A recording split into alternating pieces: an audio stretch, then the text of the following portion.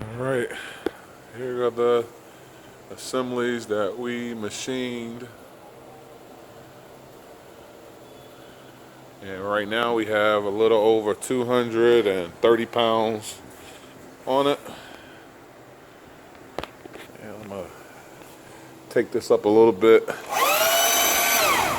just to show that it's off the ground. Take it up a little bit more.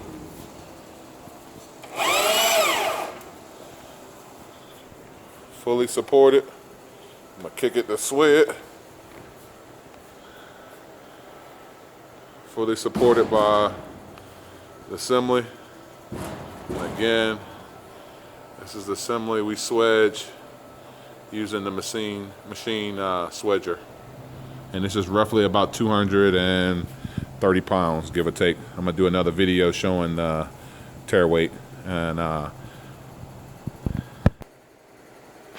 all right, I switched it out through the magic of television.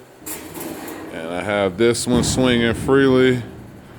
And this is the original sample that the customer sent us. Just get in tight right here. As you can see, it's off the ground, moving freely. Okay, I'm gonna pause it and then show the tear weight of this weight that we're using.